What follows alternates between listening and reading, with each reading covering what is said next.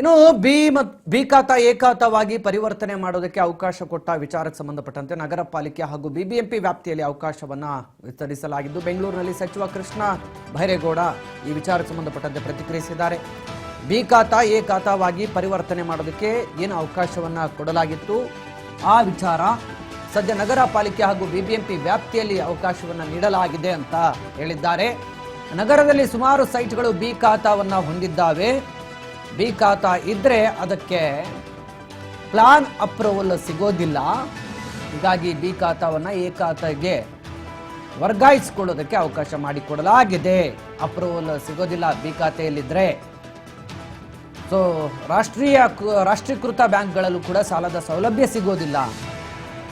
ಹಾಗಾಗಿ ಬಿಬಿಎಂಪಿಯಲ್ಲಿ ಬಿ ಖಾತಾ ಹೊಂದಿರುವವರಿಗೆ ಎ ಖಾತಾವನ್ನು ಮಾಡಿಸ್ಕೊಳ್ಳೋದಕ್ಕೆ ಅವಕಾಶ ನೀಡಲಾಗಿದೆ. ಅಧಿಕೃತವಾಗಿ ಮನೆ ಕಟ್ಟೋದಕ್ಕೂ ಕೂಡ ಅವಕಾಶ ಮಾಡಿಕೊಡಲಾಗಿದೆ. ಬಿ ಖಾತಾದಿಂದ ಎ ಖಾತೆಗೆ ಹೋದ್ರೆ ಮನೆ ಕಟ್ಟಲು ಅವಕಾಶ ಸಿಗುತ್ತೆ. ಬಿ ಖಾತಾನ ಆದಷ್ಟು ಶೀಘ್ರದಲ್ಲಿ ಜಾರಿಗೆ ತರ್ತೀವಿ ಬೆಂಗಳೂರಿನಲ್ಲಿ ಸಚಿವ ಕೃಷ್ಣ ಬೈರೇಗೌಡ ಹೇಳಿದ್ದಾರೆ.